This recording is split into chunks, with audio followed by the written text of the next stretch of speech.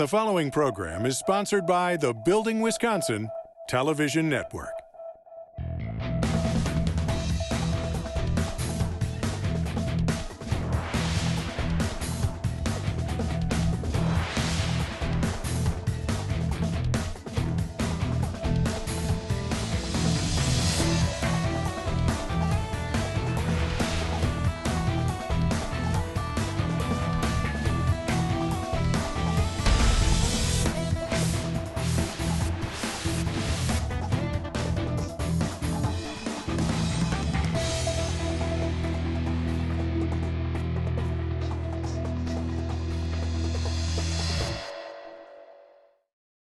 Welcome to Building Wisconsin. I'm Stuart Keith, and on today's show, well, we're learning more about what's in our water and the serious situation Waukesha is facing.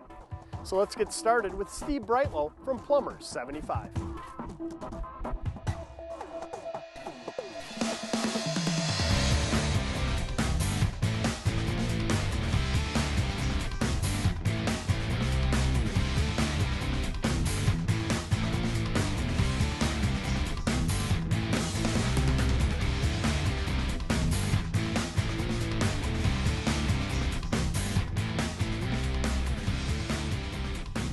Well, Steve, today we're covering a topic that I was hoping that we would never have to cover.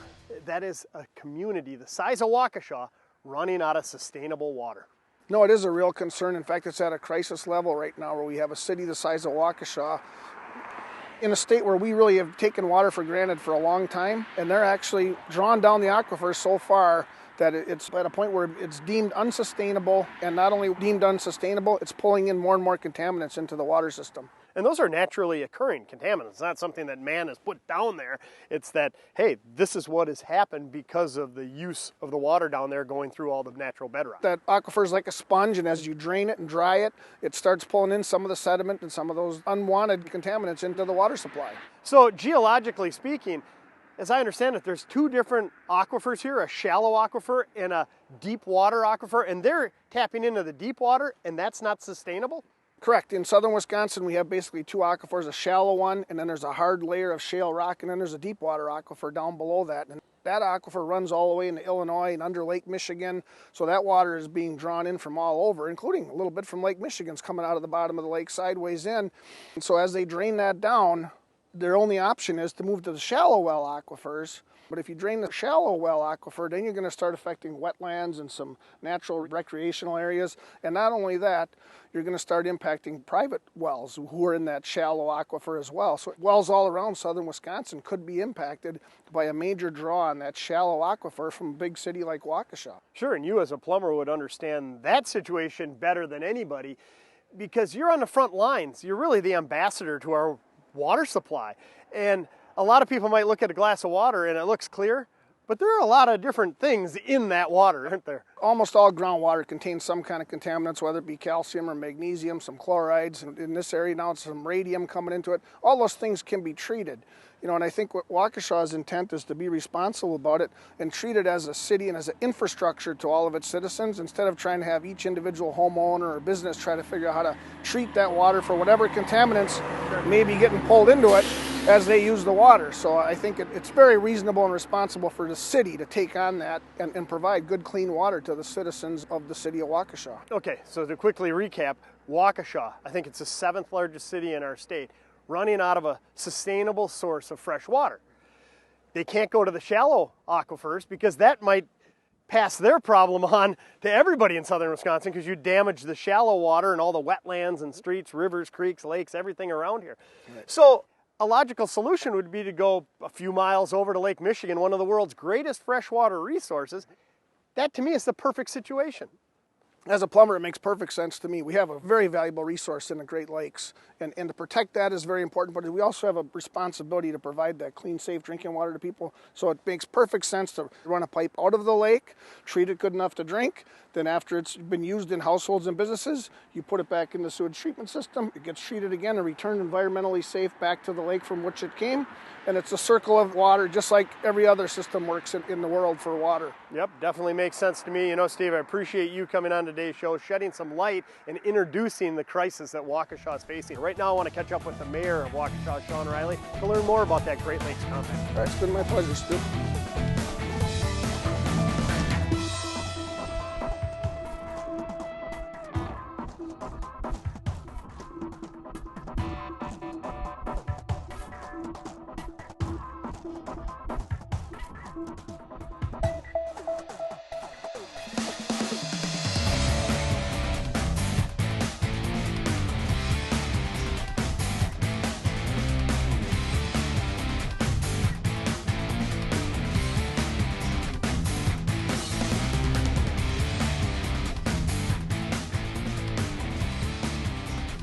Oh, what a beautiful spring day. We're alongside the Fox River, and whether we're standing next to a waterway like this or a wetlands, they really are an important aspect of our environment and our communities, aren't they? Oh, they sure are, yeah. It's a beautiful area, and there's many more beautiful areas all around Waukesha like this. Yeah, I was pleasantly surprised coming out here today. I hadn't spent a whole lot of time in Waukesha County, and it's really a sportsman's paradise. There's a lot of waterways, a lot of wetlands, and the irony in today's show is that despite all the water around here, the city of Waukesha has a major water problem.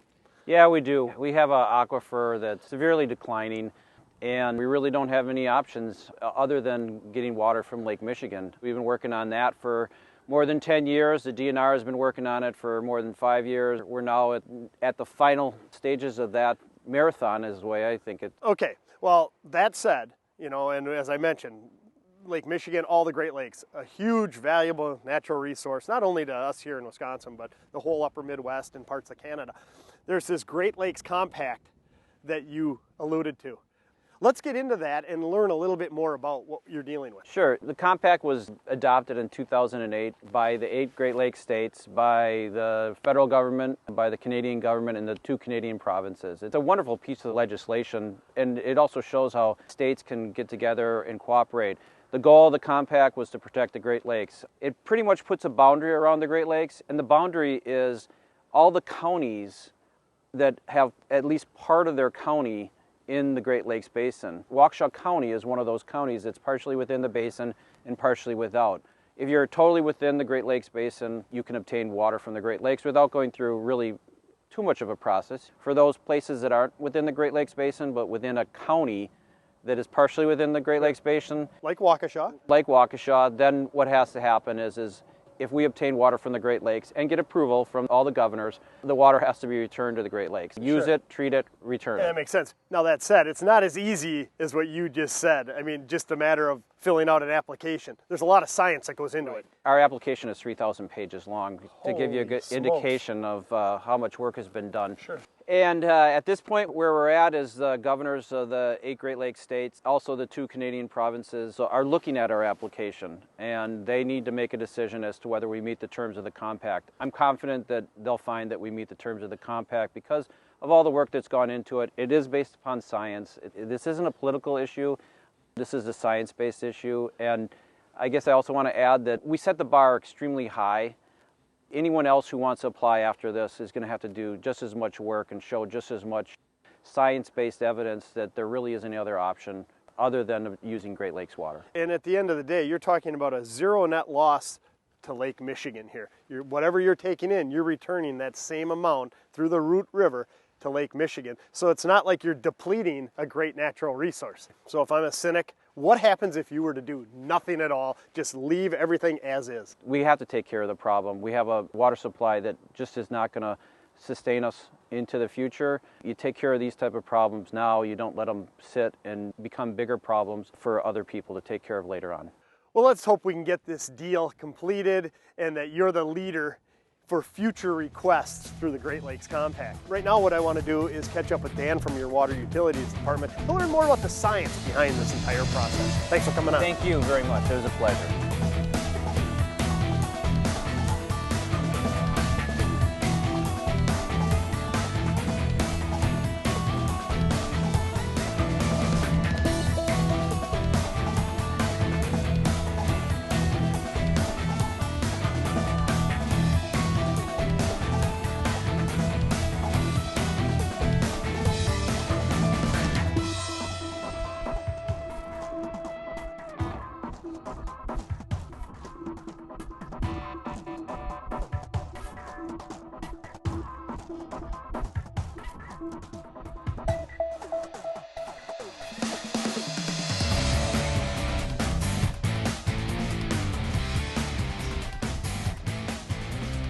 Well, Dan, I just had an opportunity to visit with Shawn Reilly, the mayor of Waukesha, to learn more about the water issues that have been in the media and really what everybody in this surrounding area is going to have to deal with. And we talked about the option of grabbing water, fresh water, out of Lake Michigan, and if that is a viable alternative, it has to be returned in a responsible manner. And so what better way to learn more about how you treat wastewater and return it clean back to Lake Michigan than to visit a wastewater treatment facility?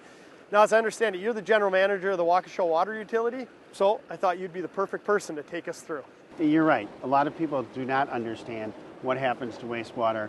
Once you flush your toilet, once you empty the sink after washing dishes, people wonder what happens to their wastewater. Well, what happens is we collect it in the pipes that are out in front of your street, and then we bring it down to our treatment plant. The first stage it goes through is a set of screens.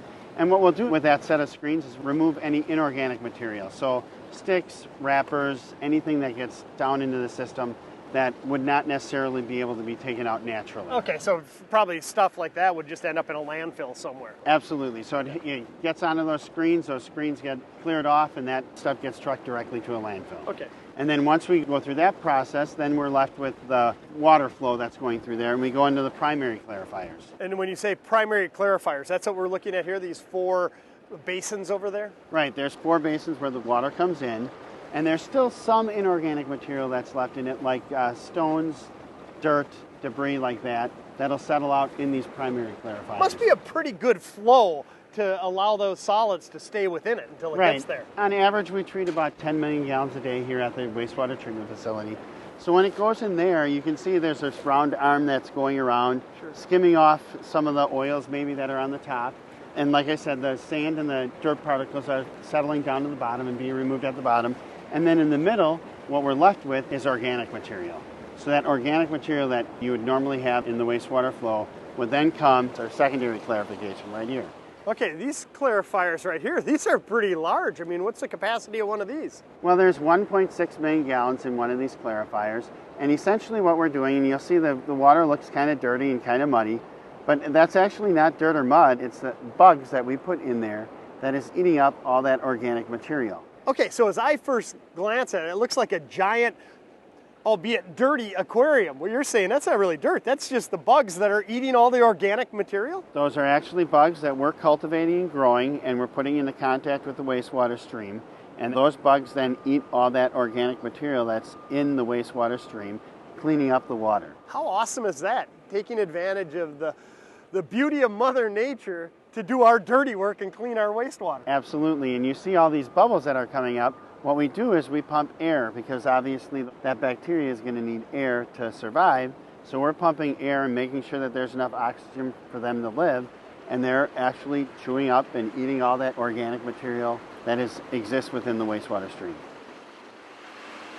So as we get down to this end, is that the bacteria that I see down there? It almost looks like clouds in the water. You're right. That's actually the bugs that we're cultivating, and we have in here that's eating all that organic material.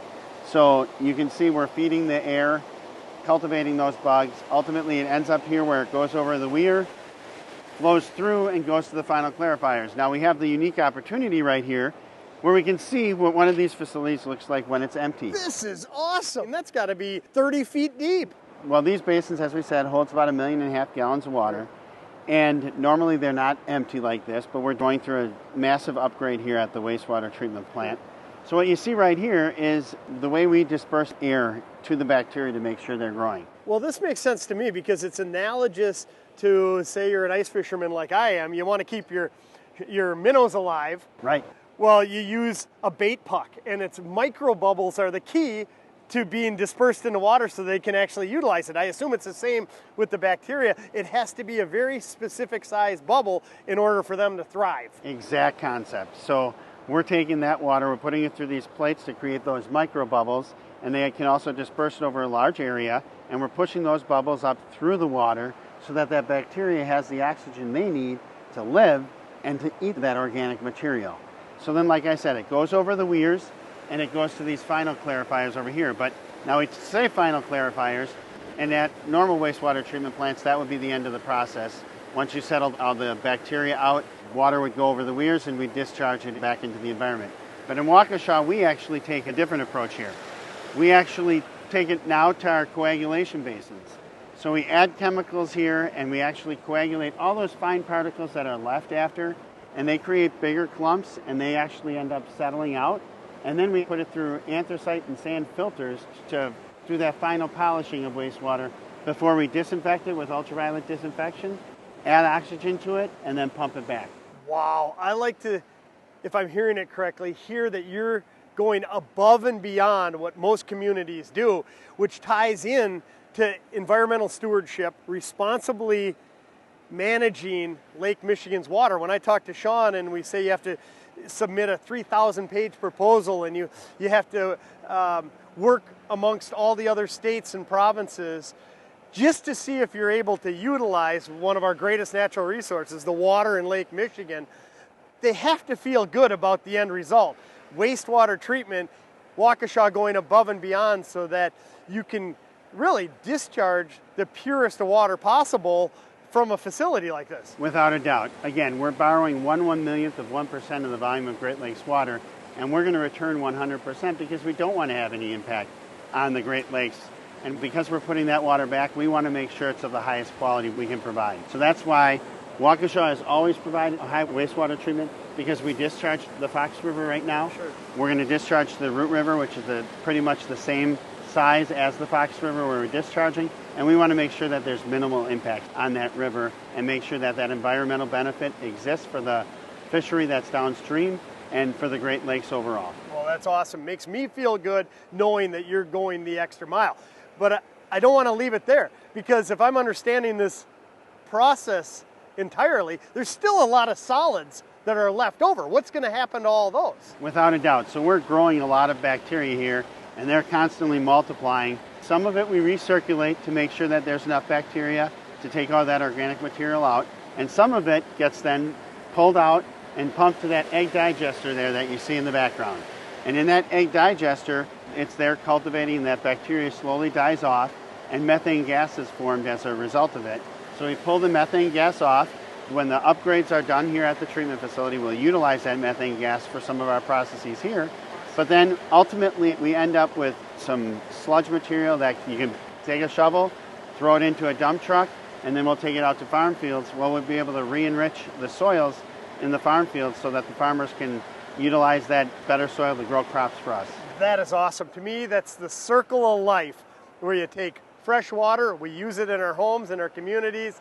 The waste side of it comes down to an environmentally responsible facility like this, and ultimately what's left is fertilizer to start the process over again. Exactly, and it's a great opportunity for the viewers out there to understand both the water supply side and the wastewater side, and everything that goes into actually treating that wastewater, so that we know we're doing no harm to the environment. Well, Dan, it's a marvelous process. I appreciate you taking time out of your busy schedule to share it with us. And we appreciate that opportunity.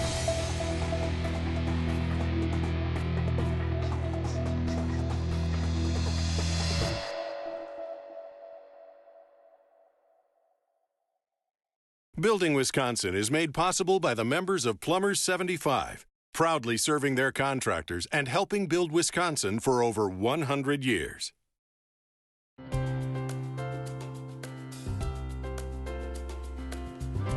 We all know the most basic form of life requires clean water to survive. On Earth, we need it to drink, cook, clean, and it touches just about every part of our quality of life. Here in Wisconsin, we appreciate the value of clean water even more as we live alongside the Great Lakes. Yet we often forget to think about how water gets to our homes, schools, and businesses, and then safely back to Mother Nature. Where does all the dirty water go? How is it fresh and clean every time we get a glass of water? Who makes this happen? The answer, plumbers. It's the plumbers who are trained, mentored on the job, and have progressed through a 5-year education program that takes them from apprenticeship to a master of their trade. It's plumbers who are committed to a career and have been trained to protect the health and safety of our water system and make sure you never have to think about where it comes from and where it's going. Yes, we're fortunate here in Wisconsin to have an abundant supply of clean, fresh water.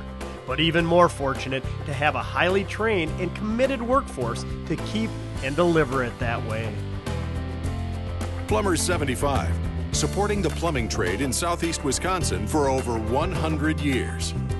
Proud to be building Wisconsin.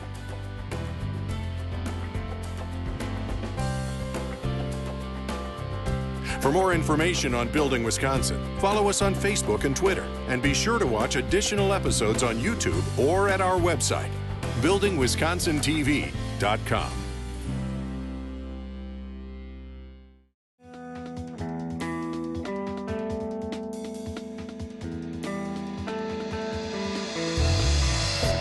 Welcome back to Building Wisconsin. I'm Stuart Keith, and so far in today's show, we've been learning more about Waukesha's diminishing water supply.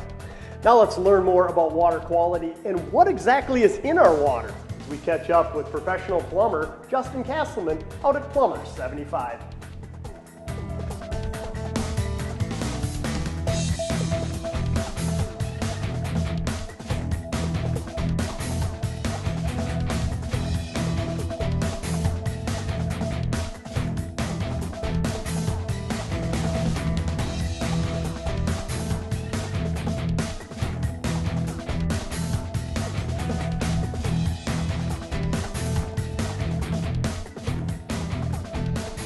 Well, Justin, great to have you on today's show. And so far we've caught up with the mayor of Waukesha talking about their water dilemma, and then we caught up with Dan to learn more about wastewater treatment and how to responsibly return water, regardless of where it comes from, back to Mother Nature. And now we wanted to catch up with you, a professional plumber and an instructor here at Plumbers 75, to talk about what's in our water, and if we want to do so, how we can purify it even further. Well, some of the first things that we see in the water are going to be dissolved minerals. This piece of pipe had a leak, and the water was leaking down this pipe, and as it evaporated, it left the minerals behind. That's what you're seeing right here. That's calcium carbonate. Wow. And that's just because there was a leak in there, and it was obviously hard water, and as it was slowly dripping there, it was precipitating out? Correct. And then on the inside of the pipe, you can see we're actually getting a scale buildup, and you can see that right there. So that's just a natural process if you have hard water. That's correct. And we have quite a bit of hard water here in Wisconsin, right? Yes, actually, groundwater sources are very hard, considered excessively hard nationally.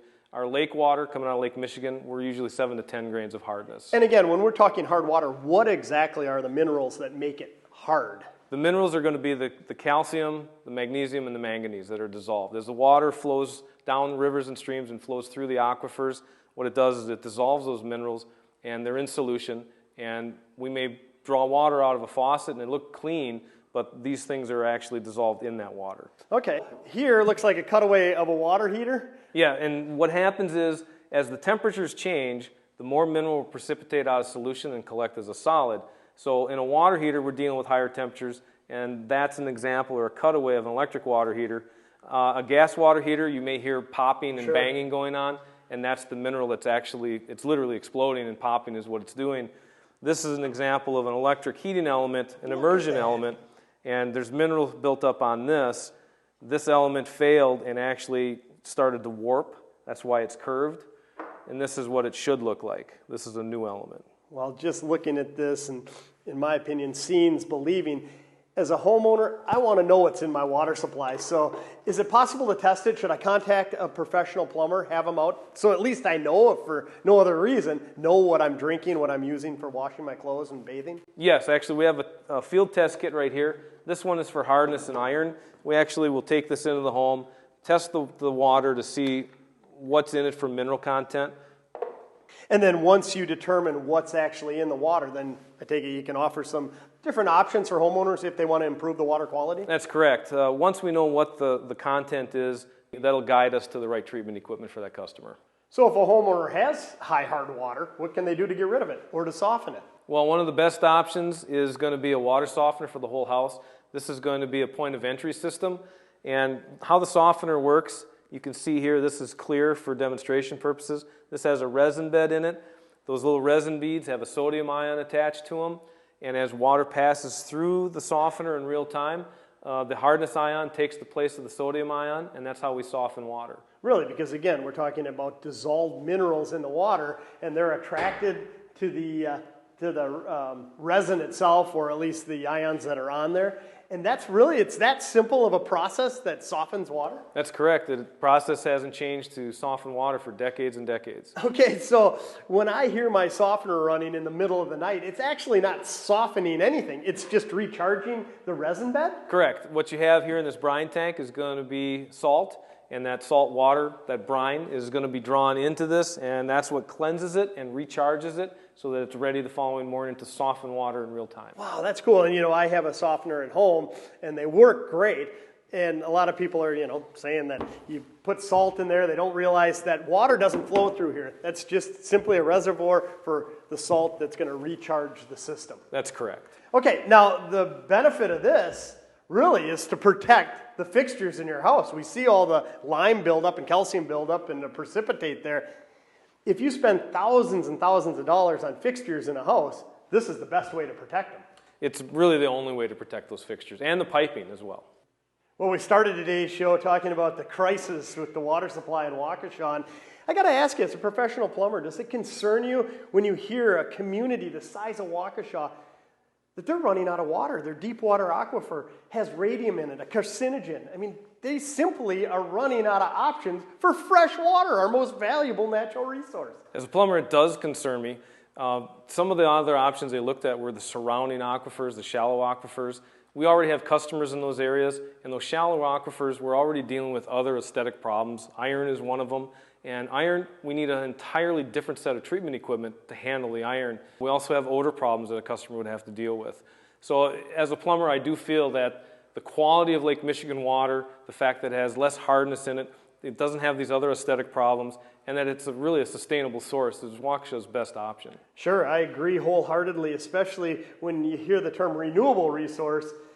Well, this goes beyond being renewable. This is, like you said, sustainable, as they're going to be replacing the same volume that they take out. So for the foreseeable future, the next generation and generations beyond should have fresh water. I agree. I really appreciate you coming on today's show and sharing some options to improve water quality within a home. Thanks, Stu. It's been my pleasure.